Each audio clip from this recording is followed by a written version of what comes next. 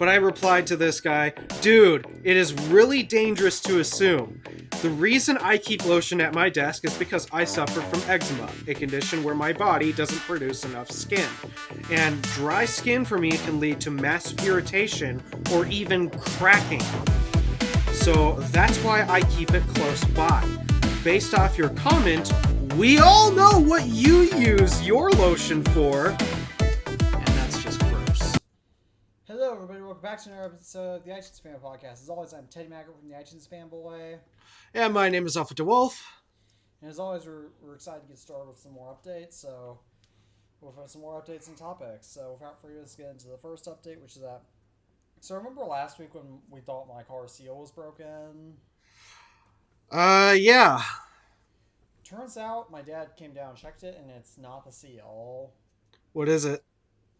We think what happened. Our theory is that because I was using the auto up and down on my windows, and because my car has lots of other faults with the electrical system that I've discussed on the past, what I suspect that really happened is that the auto up and down wasn't putting the windows all the way up, but was just putting it slightly not all the way up to where I didn't really notice, and that's how it got in my car. Mm-hmm. So did you try recalibrating the window positions? I don't think my car has that. Every car does. In fact, actually, they all do it the exact same way.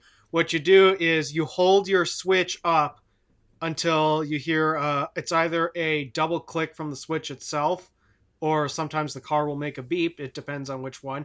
But you hold the switch all the way up, and that calibrates the motors to say, okay, this is closed. Yeah, I did. I did. I manually pushed it up and down, so yeah, no, I did. But did you hold the switch until it clicked or beeped or something? What switch? I've never heard of that kind of switch in my life. So that's how you actually calibrate the auto window up and down function. So the motors. What? This is all completely foreign to me. I've had this happen when my 12-volt battery died, and my windows were not rolled all the way up or down. So I had to recalibrate. Okay, this is where up is, and this is where fully down is. Yeah, I have no idea how to do that in my car, but that's. It's pretty much the same. I mean, I know this is definitely the case in GM vehicles, and I know this is the case in Teslas too. I would think this is how you do it in any vehicle. I don't know why Mercedes wouldn't be the same way. I know there's I don't know. I don't know if this. Yeah, I've never heard of anything like that on my car. But then again, it might just be different in GM vehicles because again, I'll note you have to hold it longer than you think. It's usually like 10, 20 seconds, something like that. It takes a bit for the click to come in. I'll have to try. Well, sometime when I have free time, I'll have to try that in my car to see if it'll do that. But then again, my car was the one that had proprietary lug nuts, and that seemed like that was impossible to use. So true. So no. I guess I wouldn't put it past Mercedes to reinvent the window switches, but for the most part, pretty much any car out there, GM, Tesla, Ford, when you need to calibrate your window positions, that's how you do it. You literally just hold the switch until the window rolls up, and you continue holding the switch until it either clicks or the car beeps or does something like that. Yeah, I'll have to do some testing of that, but I'll have to remember to do it. But shall we move on to our next topic, which is about some new things that Alpha has bought? Well, one of them came in last week. Yeah, one item of importance came in last week. I finally got an upgrade in the audio department, so this is my new microphone. Playing around with it a little bit, and I'm hoping that Based off of what I'm seeing on my audio feedback, it should give me better quality, but also proper volume, because this is a common issue I seem to struggle with the iPhone.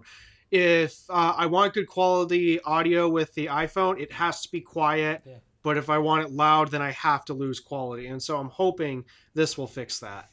Yeah, because the one.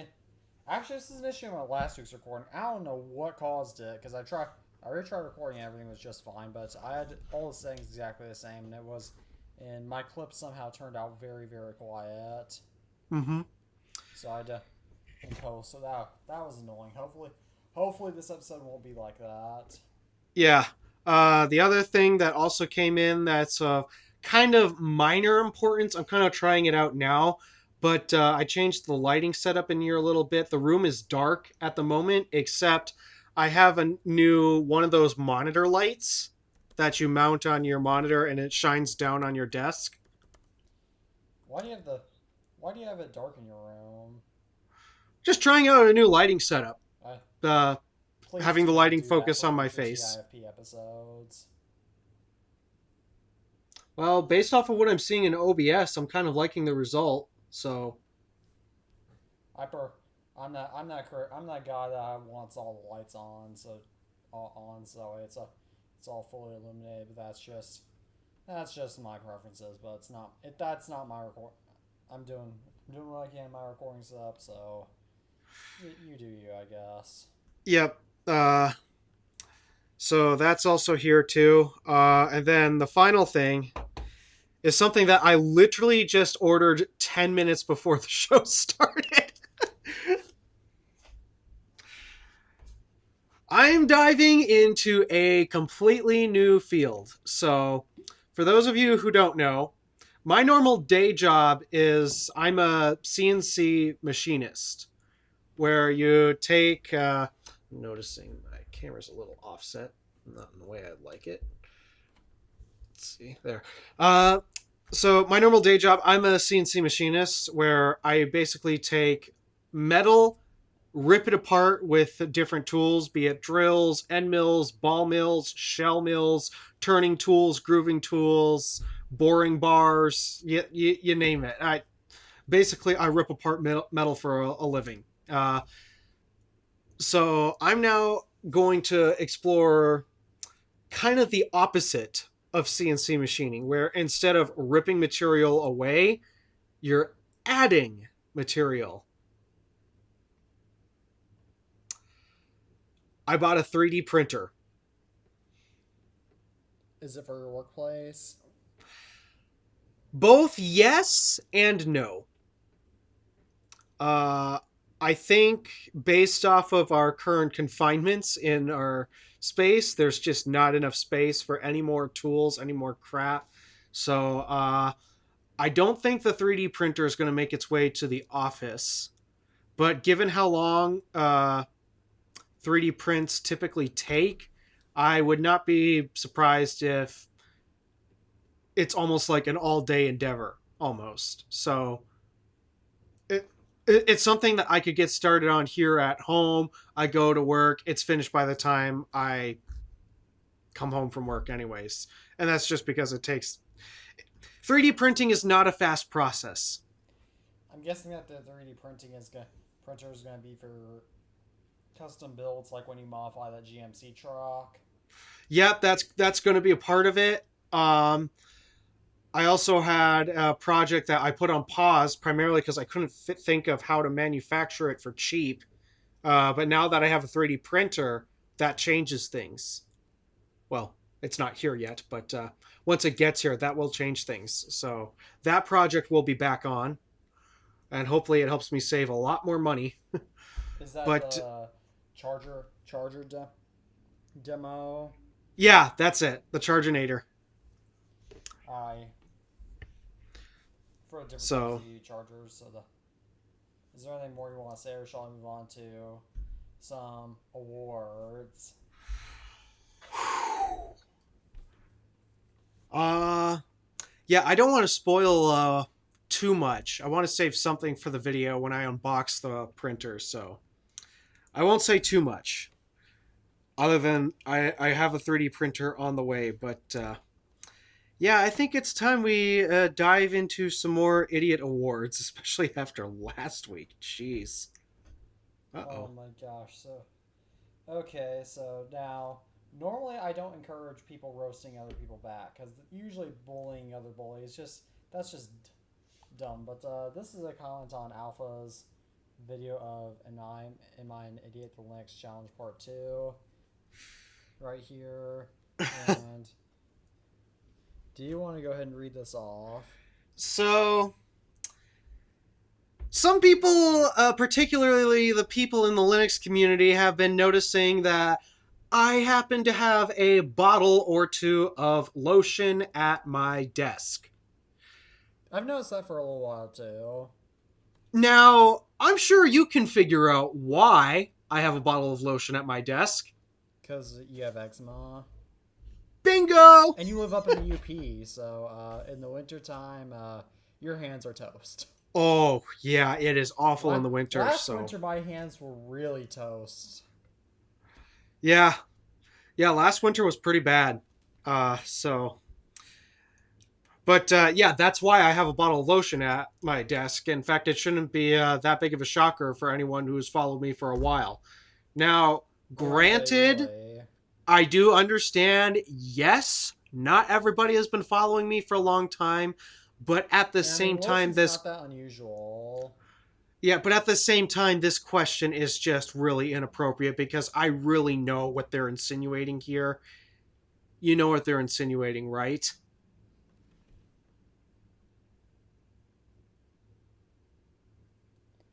Not exactly.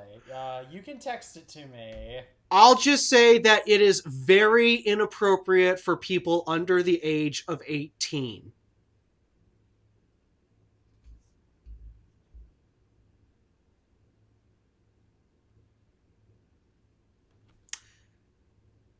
Yeah. I think I know what you're talking about now. Yeah. Don't. Yeah. That's what that community thinks of the idea of lotion being at the desk is for. And it's absolutely disgusting. And so I decided to reply and roast this guy back because I'm tired of seeing them, so I'm hoping other people read this and get the memo. But I replied to this guy, dude, it is really dangerous to assume. The reason I keep lotion at my desk is because I suffer from eczema, a condition where my body doesn't produce enough skin. And dry skin for me can lead to massive irritation or even cracking. So that's why I keep it close by. Based off your comment, we all know what you use your lotion for. And that's just gross. So, let's see. Do I have any other idiot awards or I forgot to mention that you apparently Stardust has brakes again. Oh, yes, Stardust does have brakes again. Oh, that one image that I shared you? That's not even the worst brake pad. Oh, I might include that in post, but yeah. Actually, I'll just show you it. So basically, my brake pads had expired, and expired is an understatement on what happened. The actual braking material, specifically on my right brake pads for my right wheel, it wasn't even attached to the metal frame of the brake pad itself. The braking material was completely separated from the metal pad. So, yeah, I legitimately had no brakes. Yeah, put the new ones in, and my goodness, does it make a massive difference.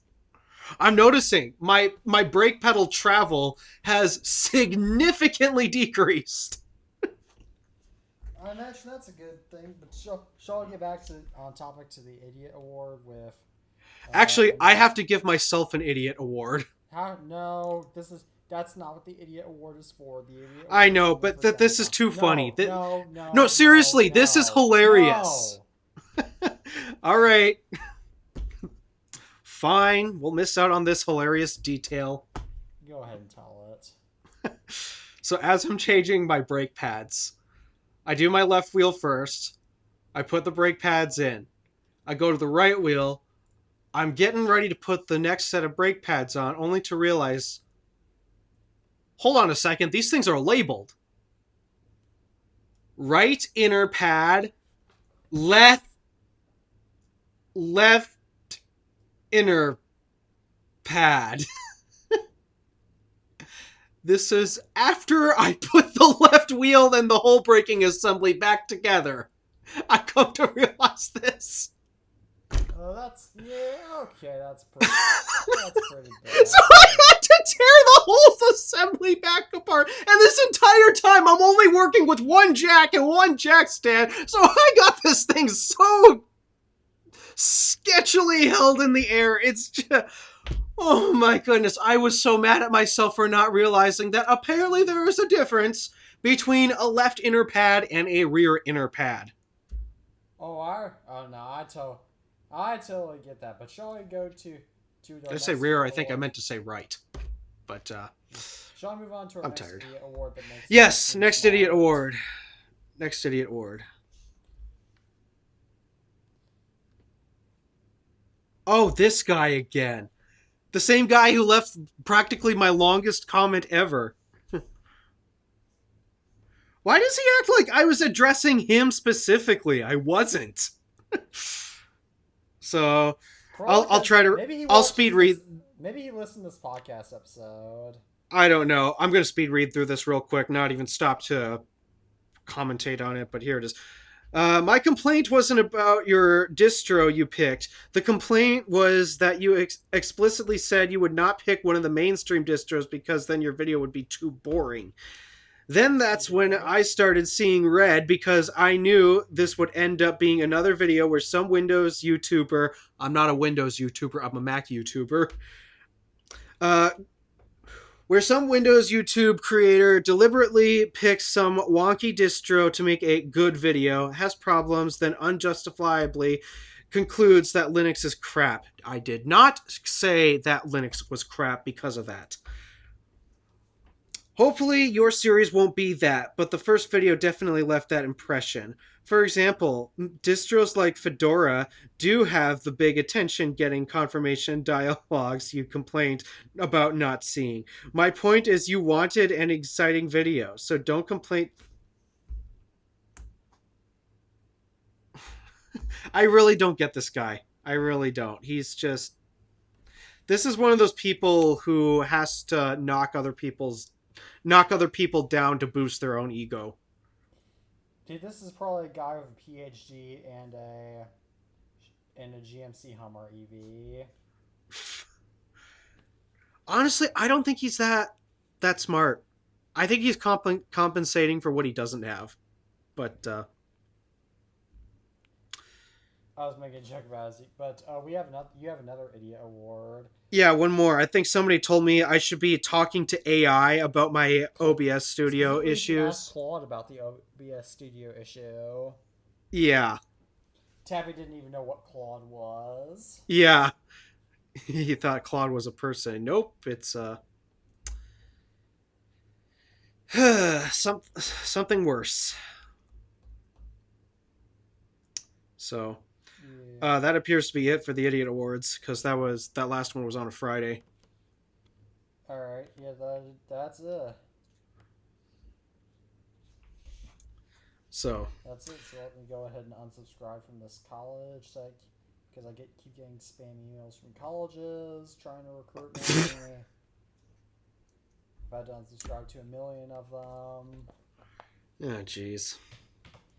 Alright, shall we move on to our first actual topic? Alright, what we got going on?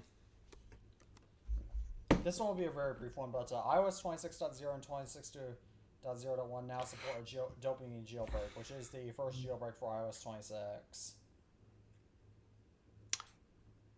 That came a lot sooner than expected, but okay. Yeah.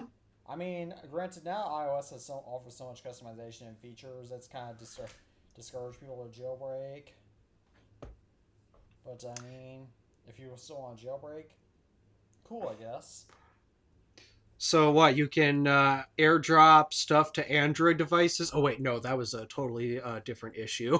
Um, You can so already you do can that anyway. customize your icon. Oh wait, no, you can customize your icons. Yeah, we still don't know what Apple. You still haven't stated why. Whether you're opening up AirDrop here, you still haven't made a public statement about this. That's all I want.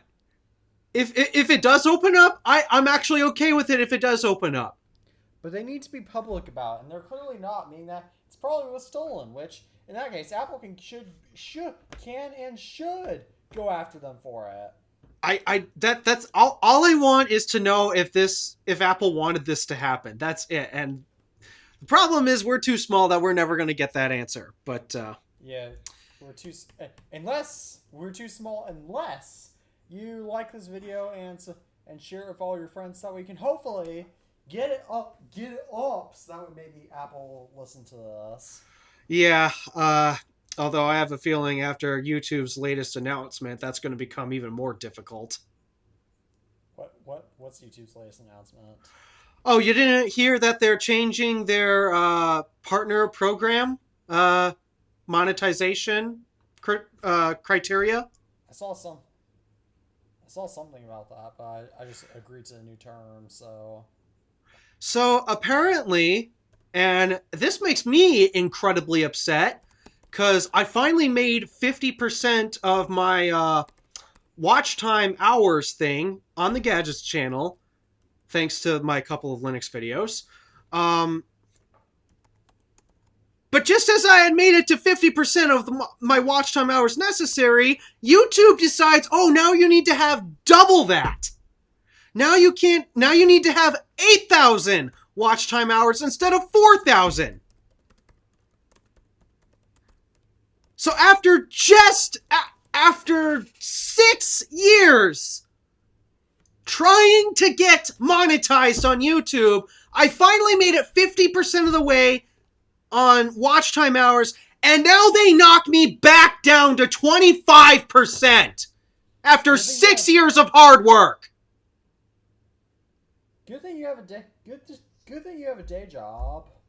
Yeah, but that's still incredibly annoying. And you know why they're doing this? Why? Their theory is, oh, people are throwing AI slop onto YouTube to make a quick buck, right? Well, if we make it harder to join the YouTube partner program, well, then the AI slop channels, they're going to have a much more difficult time joining that program. That is literally their thought process. And I hate to say it, but it is literally going to cause the opposite of what YouTube wants. Because what's going to happen is, oh, AI slop, it can be generated so fast. They can just spam it up, and eventually, well, yeah, it's going to take them just a hair longer to join the YouTube Partner Program because, well, now they have to achieve double the watch time hours compared to last time. The point is they can still produce the content quickly, and I don't see how achieving double the necessary watch time hours is going to be that much of a problem for them. Meanwhile, for a legitimate creator like me, as you can see, I spent 6 years doing this. And I had only made it to 50% watch time hours until YouTube decided to knock it down. Technically 8 if you count 2018. You're starting 2018. Well, I'm talking specifically the Gadgets channel in this case. 6 years. I had finally just crossed 50%. I think I know your next Gadgets video needs to be. Yeah. I think you got the passion for it. And maybe that'll get you the watch time hours. Because, I mean, I remember back in 2018, January 2018, I only found out about this because I watched a video on this.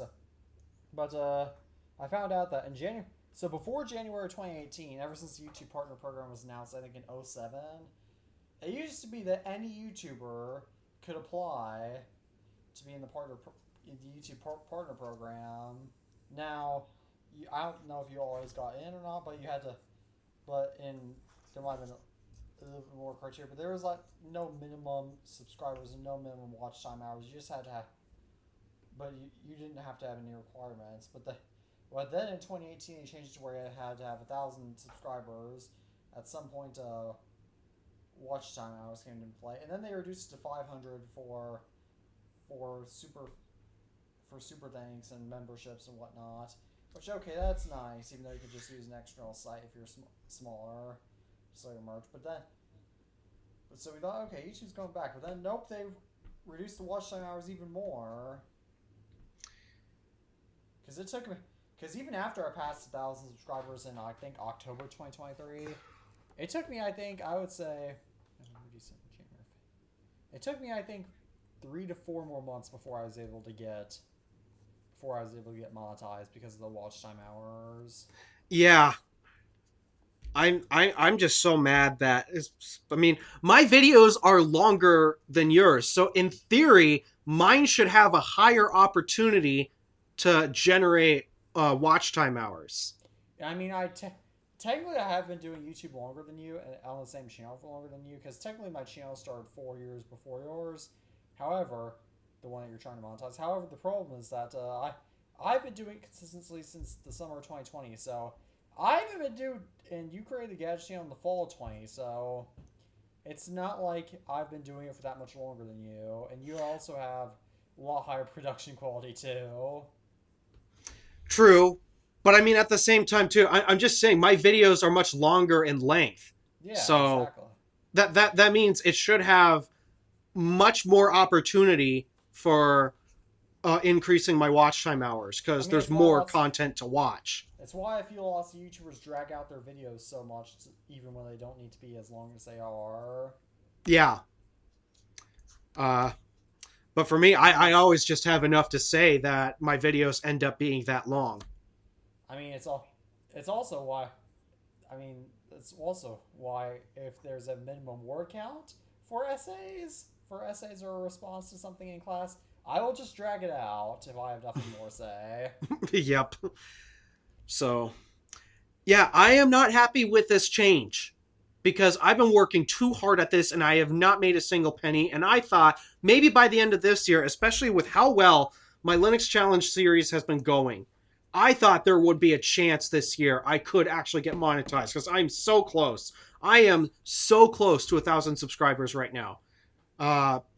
And after I finally saw I got 50% of the watch time hours to join the partner program, but now it's been halved back to 25%, and it's all because of this AI slop. Thank you, Jensen. Thank you, Sam. Thank you, Sundar. Thanks, Lisa. Thanks, Satya. Shall I go and move on to our next topic, though, speaking of literal scams? Oh, gosh. What do we got this time? This is a check scam, which it claims to offer a $3,500 per month secondary job to print checks for money launderers, which you know what a money launderer is, right? Yep. And then they send fake checks via stolen business shipping addresses from legitimate businesses. And then scammers sometimes ask for gift cards and payment too. So, well, first of all, Alpha, you should probably watch out for your business. Oh, we already have had those come in. We're well aware. What's even scarier is you're missing a crucial detail, is they won't only just go off of the names of legitimate businesses. They will use the names of important people from those businesses too. Yeah, that's it. That too. That's what Pleasant Green mentioned in his video. But yeah, no, you can. But I just want to make you aware that you can't get $3,500 per month to print just by printing checks. I'm afraid that's a little bit too easy for that kind of money. Yeah, I mean, it should be obvious something is wrong there. Look, I know accountants make a lot of money and it's because of good reasons, but at the same time, that's a bit of a lot of money to be making. Yeah. And also, accountants do so much more than just simply printing checks. They have to manage taxes. They have to deal with the IRS on a regular basis. They have to they have to do they have to be good at math. They have to do so many things. So it makes sense that accountants have to get paid well, but this is not a real accounting job. Yeah, I mean, genuinely, this is something that why do you need to hire out this task? It's not It's that because hard. well, they're like overseas scammers that are doing this, right? Yeah. But I But mean, when you think about it, why do you need to hire out this task? I don't know. It's just dumb. Exactly. So, It's like hiring external HR, but that, or even hiring internal HR. But that's aside the point. But shall we move on to another plane incident? did you say plane? Yeah. Uh-oh. So a passenger returning from the DEF CON cybersecurity conference in Las Vegas created a fake Wi-Fi network and jammed the plane's real network on a Delta flight flying from Las Vegas to Atlanta. Oh dear. So, so basically, what happened is that Delta sent some messages about that, and they were able to get it sorted out while it was still on the flight. And there was even an account of a passenger who saw videos about that while he was still in the air. But Delta, they were able to get that shut. The person who did it shut down once they made a message on the plane about that, because it didn't have the same name. It was like Delta Fast or something, which is not the official name of Delta's Wi-Fi network. But they were able to. There's lots of fake news articles about there saying claim that authorities were like in the plane, and that authorities were at the airport, but that's Usually not you won't find that's authorities not on the plane other than the flight attendants. and that they like, or I mean like that too, but they're like authorities waiting right there at the airport, but that is not true. They still have no idea who actually did it. They knew it was obviously somebody on the plane, but they don't know who exactly did it, so they don't know how they'll press charges. But this is a real idiot award because this guy just did something caused a dumb prank, and is now probably going to be banned from flying forever. Yeah, that's I mean, I'm sure they're going to be able to trace that stuff because if they created a Wi-Fi network, they have IPs and various other Yeah, addresses associated with it. I mean, I'm sure they'll be able to. I'm sure they'll be able to trace that all back. It's just kind of hard when everybody's in the same location at the same time. So I mean, you'd have to go by different devices. So I mean, I'm sure they will find the guy, but the guy who did, but it'll just take a while. So shall we move on to our next topic? It's actually some pretty fascinating news. All right, what's this? So SpaceX announced in an investor call they're aiming to enter the U.S. telecom market to challenge AT&T, Verizon, and T-Mobile by late 2027. Oh yeah, that's right. I remember hearing rumors about this for a long time. Just when you think Elon Musk has gone crazy, he does something. He actually has a good idea. And I hate that this is kind of where we're at with Starlink and such. I mean, I've been using Starlink for a few months now, and I'll admit it's performed very well. But at the same time, in the back of my head, I just can't help but picture how costly this whole infrastructure is.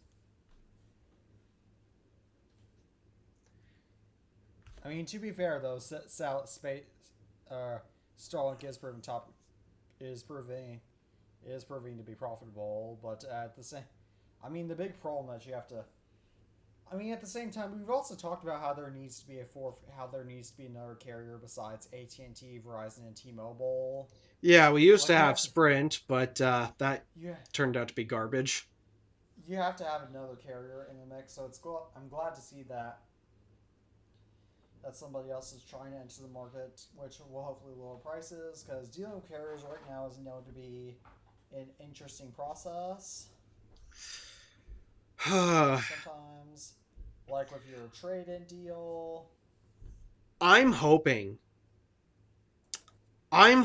this will finally light a fire under the carriers' butts that they need to start expanding their coverage again. Because with Starlink, you will never have to worry about coverage unless you go in a tunnel. Exactly. And how often do you go? How often do you go in a tunnel? And for long periods of time. For long periods of time. I can't really think of any cases like that, but you don't. But when I'm sure. Unless you go into like Man of K or something like that, I can't really think of any cases like that because the problem is that even where I live, which I live like an hour away from a pretty big city, it's big enough to have an Apple store. I still have very low, I still don't have the best signal in my area. Like I have like often 1 to 2 bars. In fact, at my house right now, which is right in the center of town, I have 2 bars. Yeah, the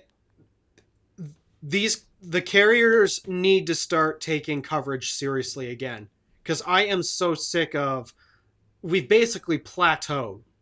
We built up an infrastructure and now they've completely stopped. Again, drive 1 minute in that direction of my house, it's gone.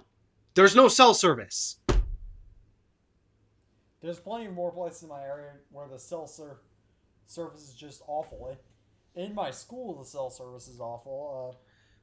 Where else is it awful? You guys don't even have T-Mobile towers up where you live. Nope, no T-Mobile. T-Mobile customers have to roam up here, which means they are very much deprioritized and they do not get anywhere near as good of an experience as we do, if we can even call our experience good in the first place. Exactly. So I'm glad to see. So we thought that Elon Musk was losing his mind, but apparently he's not. So I'm just worried about how much this is going to cost. Because keep in mind, while Starlink is very handy and very practical and very fast, it is expensive. Yeah, it is. And of course, now it's SpaceX AI, excuse me, so maybe they'll have to deprioritize the AI servers in order to make it viable, which, actually, no, wait, that's an excellent idea. So, I'm curious to see where that goes, but at the same time, I'm very fearful of the price if Starlink is anything to go off of. Yeah, that's something to consider. But shall we move on to the Pixel 11 series, which sounds very boring. I'm told that this year there's actually a bit of a problem with the Pixel lineup. And the problem is there's almost no meaningful differences aside from number of camera lenses between the regular Pixel 11 and the Pixel 11 Pro. Yeah, I watched Samtime's video about it, and it was just, and he made fun of the presentation a lot, but I don't remember how cringy that was. But I don't remember any, and a lot of features were coming soon. Which isn't this another annoying trend in the tech industry too, when everything is coming soon? Oh yes, that drives me. You should never buy a product based off of the promise of tomorrow. You should always buy it on the promise of today. Tesla FSD, anyone? Apple Intelligence, anyone? That too.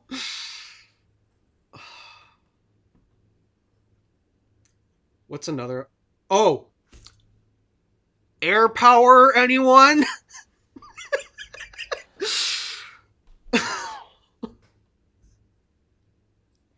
could have just made it a little bit thicker. You know what? Unfortunately, I hate to say this. Even though Apple Intelligence, Apple BS, is as embarrassing as it is because of how bad of a colossal failure it is, you at least have to give Apple credit for at least delivering something in regards to that. Compared to AirPower, it never saw the light of day. Oh yeah, no, that was so. Yeah, no, it's also with AirPower. I just realized this. AirPower would have forced Apple to add Qi charging on the Apple Watch. It kind of, I mean, well, the thing with AirPower was that it had support for your Qi devices, so that included your iPhone and your AirPods, but it also contained the necessary charging coils for your Apple Watch. Oh. Well, maybe they could have just added Qi support to the Apple Watch then, you know? Which, that still drives me nuts that Apple Watches don't have. Yeah, I can understand the frustration with that, needing to have a specific charger for your Apple Watch. Or USB-C, or hear me out, Apple. Put a USB-C port on the bottom of the Apple Watch. The Magic Mouse does it, why not the Apple Watch? The Apple Watch has a lot more sensors and stuff jammed into it than the Magic Mouse.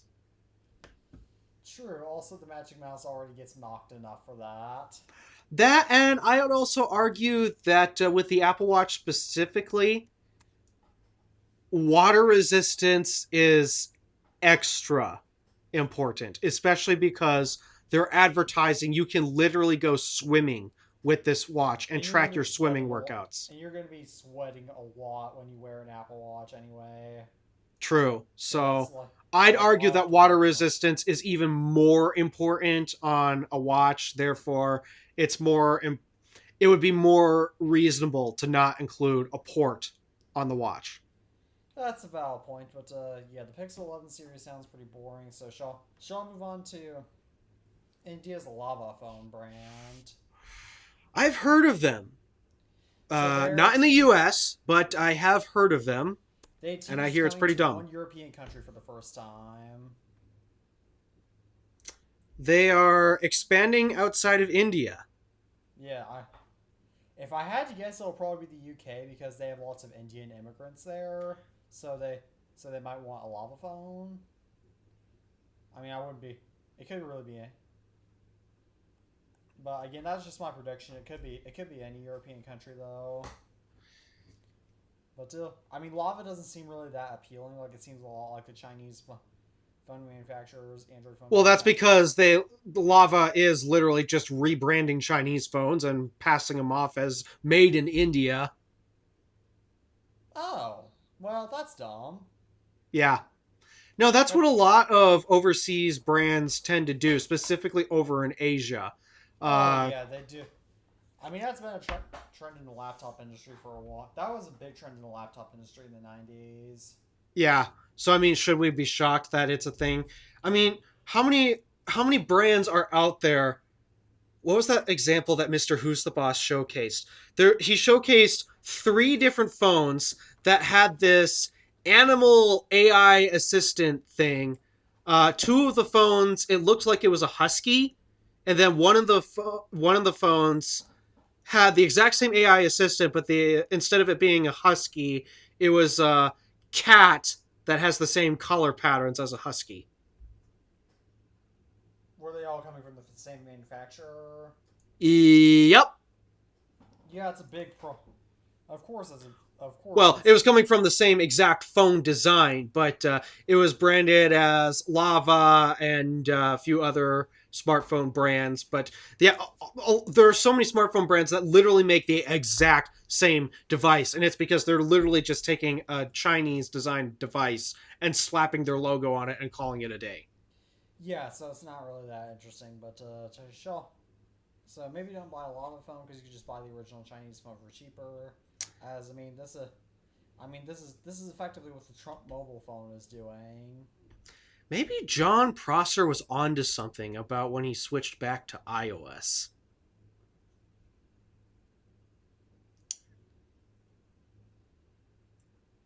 This was an old...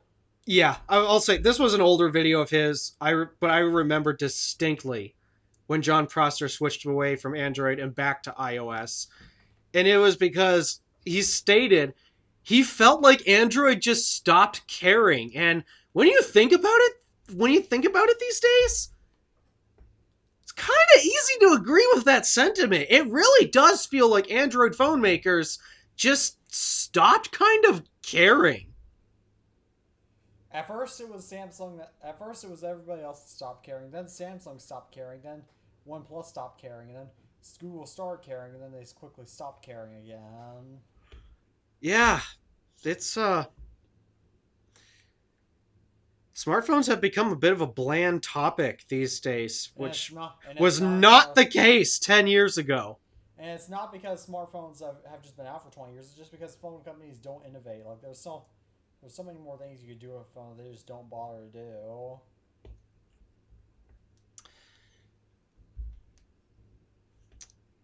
Yeah, it's... Shall we move on to Samsung, speaking of Android phones? Oh, what did Samsung do this time?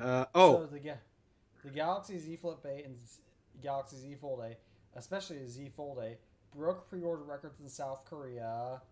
Pre-orders in Europe are 20% higher than in previous years, and US pre-orders are 30% higher. I wonder if it has to do with the new aspect ratio, because pretty much between, and this is me being honest, between Galaxy Z Fold 3 and Z Fold 7, I couldn't tell you which is which. I really couldn't. Most people probably can't. So it's been a while since that phone has gotten a redesign, specifically the Z Fold. So I wouldn't be shocked if the new aspect ratio is getting the foldable enthusiast excited again.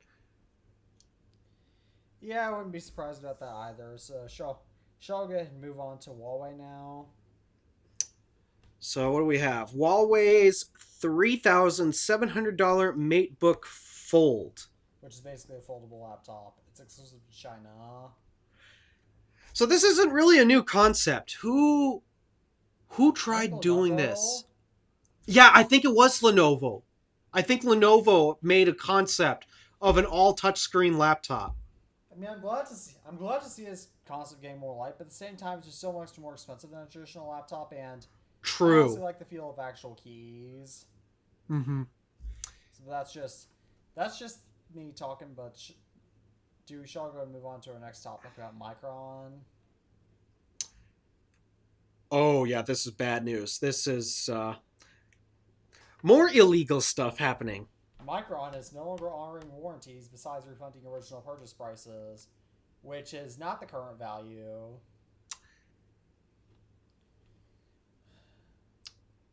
This is technically illegal. Yes. There is a warranty on this product. They have to honor it. That is like isn't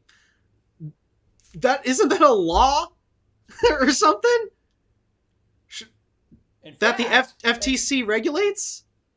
In fact, it's even a law that in the United States, you cannot be denied warranties because you removed the warranty void if removed stickers. Oh yeah, that was passed some time ago. Thank you, Louis Rossmann. Louis Rossmann is probably all over this, if I had to guess. Oh, Louis Rossmann is incredibly angry right now with a combination of the AI data centers, not so much, but there's been two things I can think of that he's been particularly getting active with. It's the Micron stuff, because, yeah, this is legit straight up illegal stuff. And also, as of a couple months ago, he's been on the case of another company.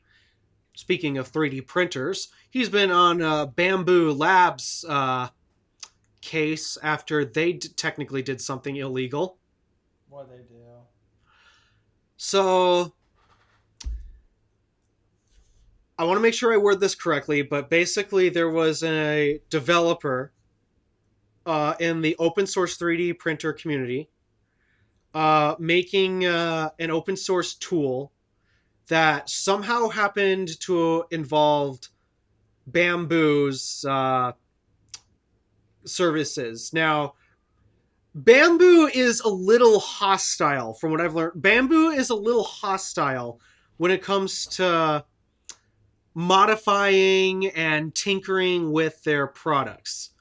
Because Bamboo, like Apple, wants to sell an experience.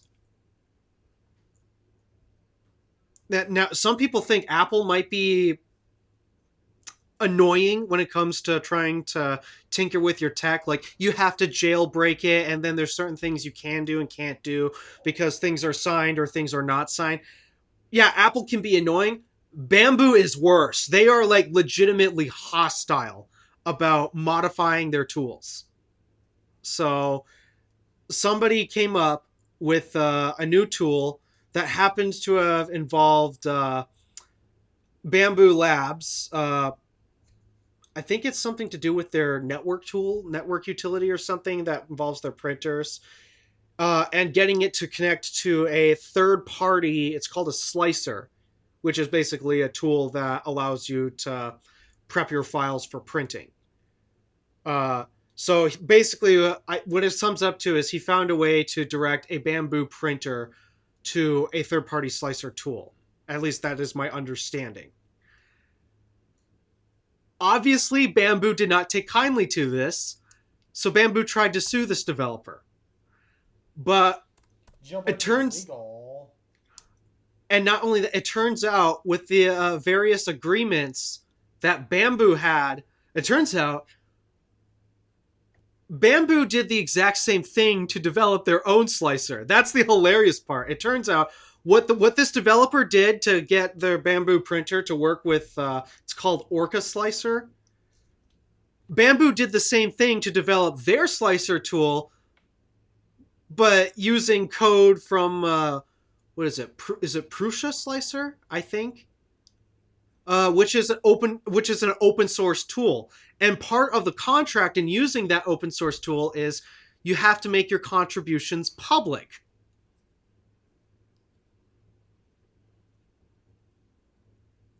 Oh. So, yeah, Bamboo is in a bit of a pickle with that, and Louis Rossmann is ripping them a new one for it.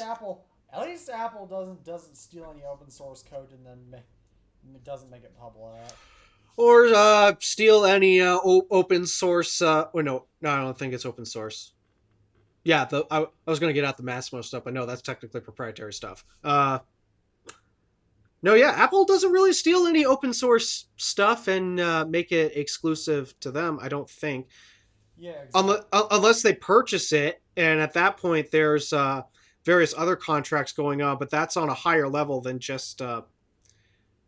You're going on a higher level than what the company set for a contract, because when you acquire a company, that's different. But the point is Bamboo Lab did something very illegal, and they tried to sue somebody else for doing literally the exact same thing they did. Yeah, that's interesting, but sure. But yeah, I first heard about the Micron thing from Gamers Nexus, but that's... Yeah, oh yeah, we did discuss. Yeah, they're not honoring warranties, and that is a very much illegal thing.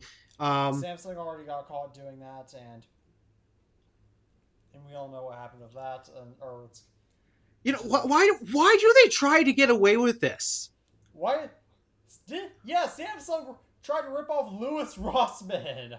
I'm trying to figure out here, what is the incentive to deny a warranty when... especially when it's legal? Probably because most customers don't have the money and resources to go, or patience to go after these companies. However, why would Samsung why would Samsung mess with Louis Rossmann? It's bad PR! Anyways! I think somebody... That too, but also, like, why would Samsung of all companies... This is going back a few months ago. Why would Samsung of all companies take a look at Louis Rossmann, who... They probably know who he is, and say, they better know who he is. Yeah, we're not going to honor his warranty. There's no way that you are literally messing with the guy. I mean, the guy for right to repair. When you think of consumer advocacy for gadgets, you think Louis Rossmann. Yeah, he is like the number one go-to. And then Gamers Nexus is a second for me at this point. They've done very well with that. But yeah, Louis Rossmann, like Louis actually goes to the government level and lobbies for legislation to improve consumer rights and consumer advocacy and right to repair and that type of stuff. Louis actually goes to the court and federal level to try to push for legislation. That's how dedicated he is when it comes to right to repair and consumer advocacy. Well, Louis is very dedicated. I imagine he makes a pretty good living off his content too. Yeah. And that's on top of his repair shop. Oh, he owns a repair shop. That probably helps him out a lot. But shall we go ahead and move on to Honey now? Right. Oh, this was just yesterday. This video was uploaded, wasn't it? I think. It was 3 days ago, but so Megalag has more updates on Honey now. Oh, Honey. So Rakuten terminated their relationship with them despite knowing Honey's fishy practices, and then they reversed it. Many retailers removed Honey support, including I think Apple and Samsung. Honey took down their equivalents of emissions testing mode in May of 2025, and when they would detect if it was being tested or not with their standard policy. Affiliate networks are keeping their relationships with Honey. They're still applying expired coupon codes. All claims in the lawsuit filed by content creators were permitted to move forward, and they are still logging whether or not to follow stand-down rules. Oof. Yeah, I'd say I'm still afraid that Honey's going to get a slap on the wrist for this, but at least there is some progress made. Like, PayPal tried to stop it. They tried to just settle, but the judge said no. No, the judge is right. There is definitely a massive case here. They had to provide a little bit more evidence, but yeah, the judge said no, you're not settling. Yeah. I like this judge. I don't know who this judge is, but I'm liking this judge so far. This judge may become a Supreme Court justice. Well, given the literal level of the actual scale of this whole scam operation, I would hope this be on the federal level.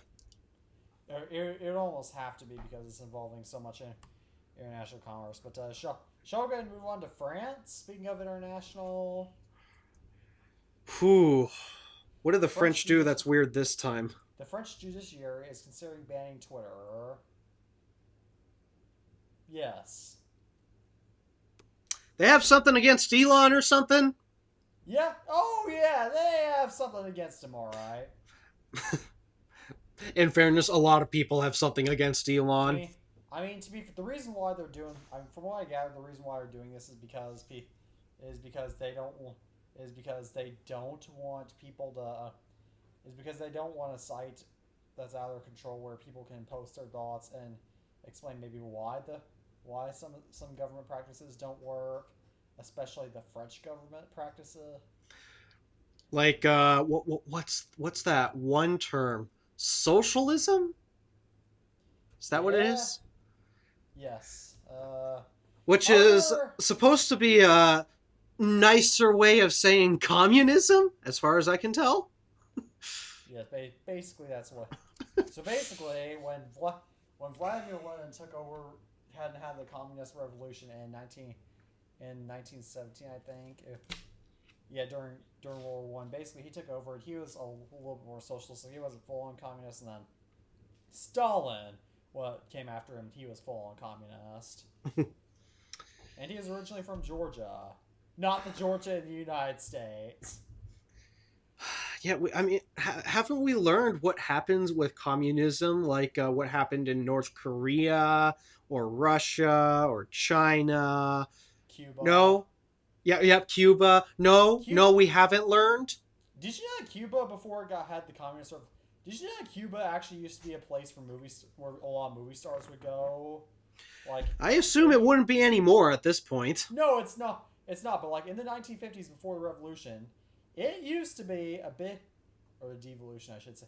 It used to be a big place for movie stars to go because it was very fancy, especially Havana specifically. So, Yeah, that's censorship. That's, wow, yeah, you guys have it so much better overseas with all this censorship. yeah. The French really do, and they also. It's probably about other things too, but let's not go that they want to keep censorship. Yeah. Let's not go there. But shall we move on to AI? Speaking of Europe, shall we move on to our next topic? Oh gosh, AI-generated labels becoming mandatory for EU firms and creators this week. Must be easily visible and on content. Who do you think is going to follow that? Especially because I mean, a lot of these creators can just come out can come from outside the EU. Because think about it, the people with the highest incentive to do things like that are people in third world countries. Which let me think. Oh yeah, Europe doesn't control third world countries anymore. Yep. And then so they don't have control. And of course, the most social media sites are not based in the EU, so they don't have control over this. That, and if you can fake it good enough, how do you tell? How do you actually know if it's AI or not? I mean, you can still tell a little bit, but the average Joe doesn't care. Do you think brain rot kids are going to notice? Oh, absolutely not. Don't we want to Signal now? Yes. Where's the... Oh. Users can now securely link multiple phones to one Signal account, which, really, that wasn't a thing? Took a while. Signal. Yes, it was not a thing. I knew about this when I had both Daily Driven, my XS Max, and my 13 Pro Max. I could not use Signal. I could only use Signal on one of them. Why do you use Signal? For various reasons. Most of the time, it's private stuff that involves NDAs I am not allowed to talk about. Oh, that stuff. Okay, you should have just said for work. Yeah. Is that why I had to keep carrying around your 13 Pro Max? Well, Signal was on the XS Max, but no, I had the 13 Pro Max because that had Job Boss on it. That's my time management app, and it's a pain to transfer back and forth between phones, so I just left it on the 13 Pro Max and decided to switch when I got the 16 Pro Max. Oh, that makes sense. Shall we move on to some good... I mean, this news with Signal is pretty good, but I'm glad to see... Yeah. Shall we move on to some even better news? So let's see. Kentucky Representative Thomas Massey introduced a bill to withhold all federal funding for cameras used to track... Oh, yes! Thank you! Oh, yeah, that's the other thing that Louis Rossman's going on about lately, the whole flock stuff. Speaking of flock, I watched a very interesting video recently about flock's legal situation. This was from the perspective of a lawyer, and according to this lawyer... Was it Legal Eagle? No, it was not Legal Eagle. But it was another California lawyer. And the reason he made this video was because somehow a flock camera literally just was placed in his backyard. They literally set up a flock camera in his backyard. And that royally pissed him off. Well, he's a lawyer. So... Yeah. He doesn't have to pay attorney fees. So what he had to say about it is, effectively, while a lot of us aren't recognizing it right now, flock is effectively digging their own grave. Which, what he said was basically, the more flock cameras that go up and the more data they collect, the harder and more difficult of a time they are going to have to defend themselves in court. when the Fourth Amendment gets brought up. And also think of all the data storage they have to get too. Oh yeah, I wonder how much they're paying in hard drives. So, but yeah, a lot of cities and states are looking towards the flock stuff. They're looking towards getting rid of it, or at least questioning it. There's a lot of campaigns, particularly on the East Coast, going on around this. I don't know what's going on with Michigan's status of flock cameras, but I will assure you this.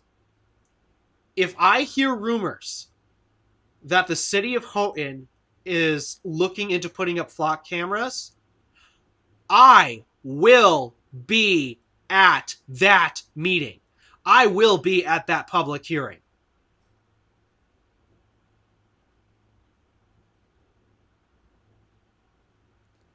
That's pretty good. I haven't heard anything about flock cameras coming to my city, so I feel safe right now at least, but I don't know whether I should or not to, because at the same time, we still have the Wicked Witch of the Midwest as our governor. I wanted to say something else, but then we'd have to censor it.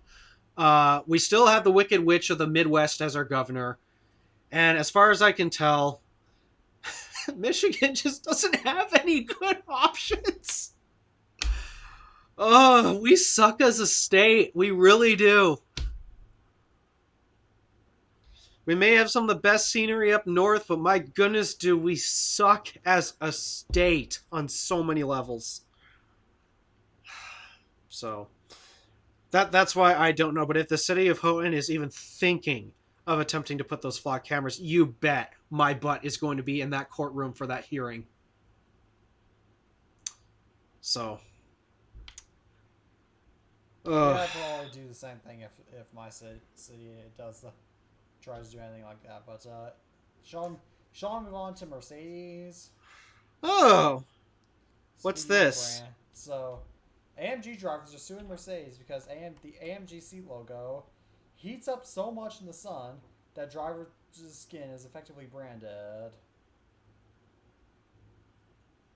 What is the logo made of? Metal, apparently. Okay, I have to... What? Who in their right mind puts a metal badge on a headrest? I don't think it's on the headrest. I think it's lower. Oh, it's probably up by the back. Upper back or something like that. Who in the right mind thought of that? Because metal heats up and the cars heat up, and of course, that means that you'll... And remember... I'm trying to think, how is that even comfortable? Like, heat aside, how is a metal plaque pushing into your skin comfortable? I think it's metal. I don't know. I mean, that would be the only thing that would make sense. But no, if I were to do badging on the seats or headrests or anything like that, I'd just stick to embroidery.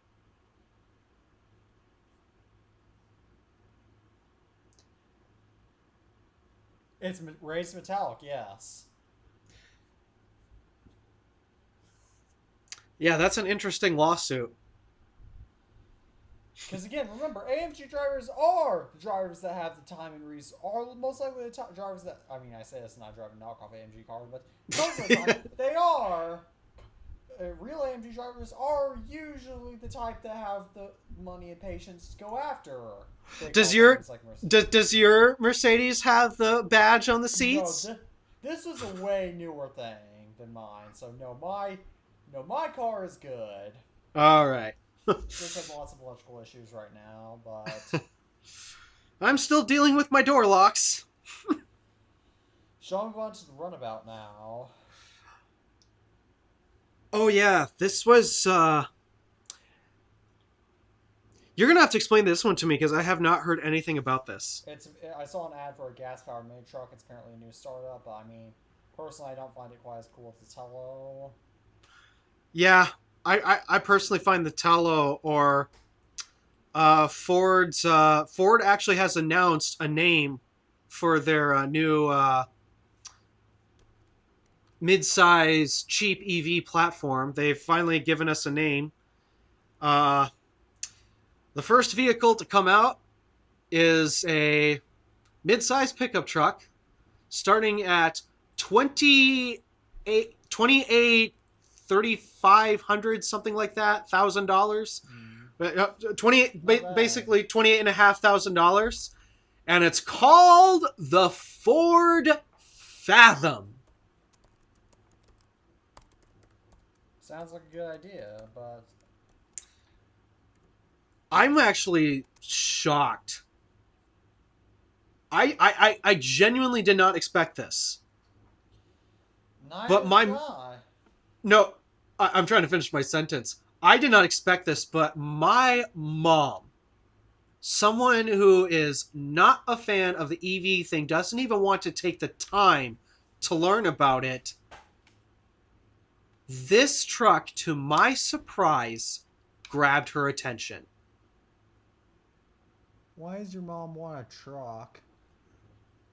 My mom's always been a truck person. Oh, I didn't know that. I mean, the plow truck that we have, the purple plow truck, that is her truck.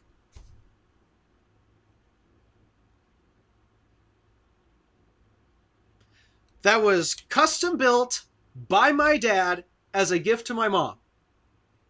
It is her truck. Aw, that's sweet. I think she took it mud bogging once. But she did also go, like, she did actually take it off-road when there was spare time on the weekends. Both her and my dad, they would take their trucks out to the trails across the UP. But, yeah, my mom is a truck person. Now, these days, I don't know how big she is on big trucks in particular, but she does have a lot of interest towards the smaller ones. And I was very surprised that the Ford Fathom caught her interest.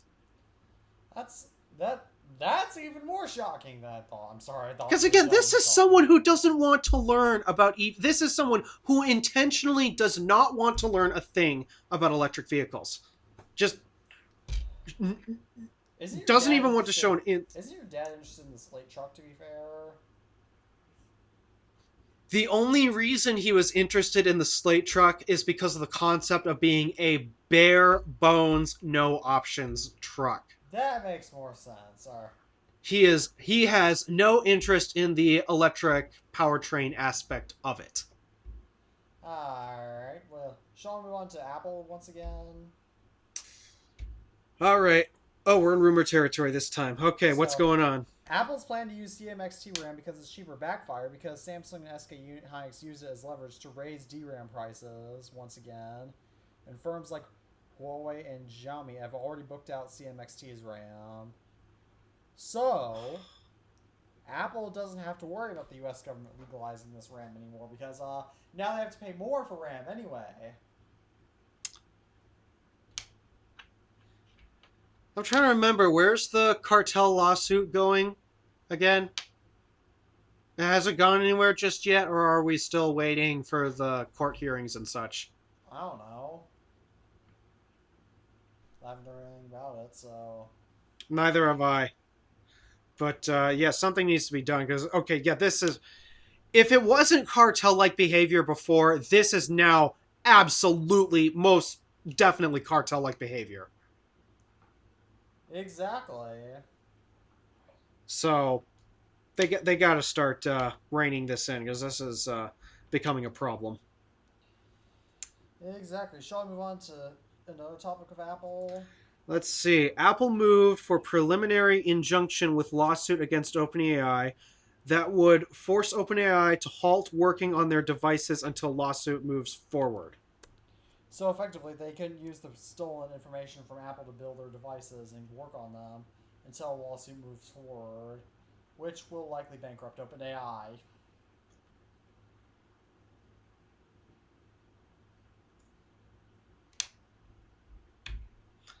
I'd be curious to see if the court grants that or not.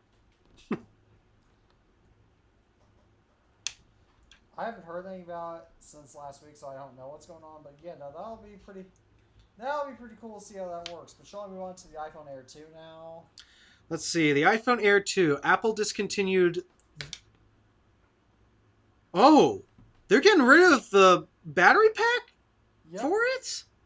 Cheaper the battery pack to defeat the purpose of it, but it's going to have an 11% larger battery and a vapor chamber.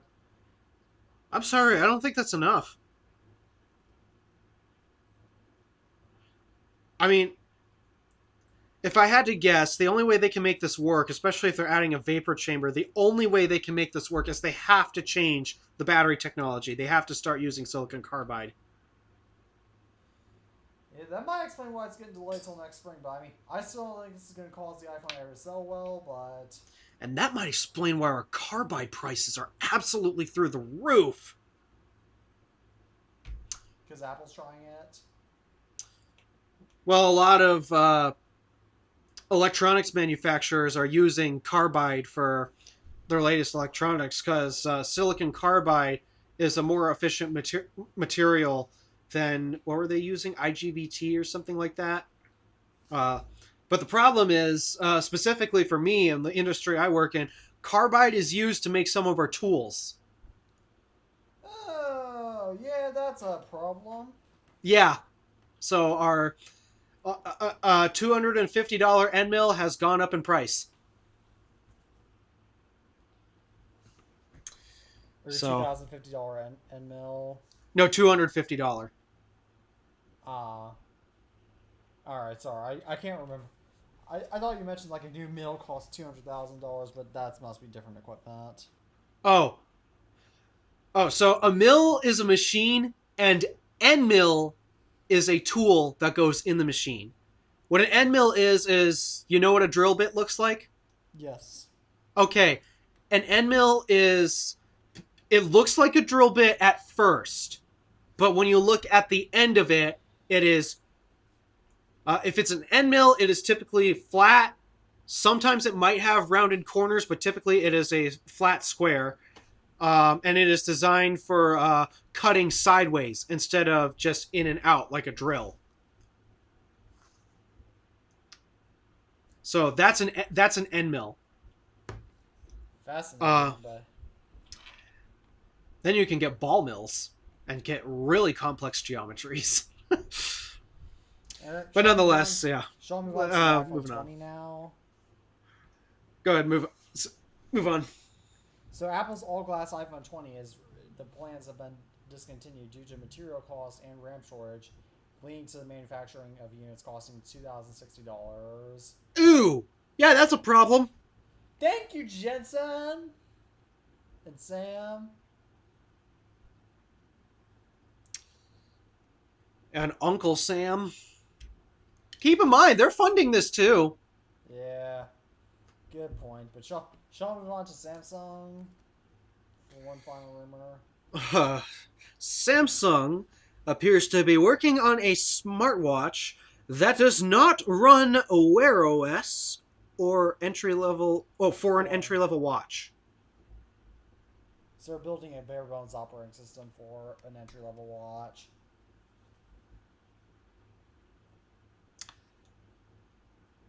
At that point, I'd ask, what's the point? Same. This is just going to be extra cost. But At that point, just get an analog watch. Or Casio. Yeah, or one of those watches with the 7-segment display things if you can't read an analog clock. So. That's it. But shall we go? But speaking of, we're out of topic. Yeah, you know what? I think we're at a good spot to end the show. Really? I've got nothing. Shall we go? All right. As always, thank you all for tuning into our episode of iTunes Fan Podcast. As always, I'm Ted Macker from the iTunes Fanboy. And my name is Alpha DeWolf from the Random Alpha. And as always, I'm saying peace out for now, and we hope to see you all in the next episode. Take care, everyone. See yas!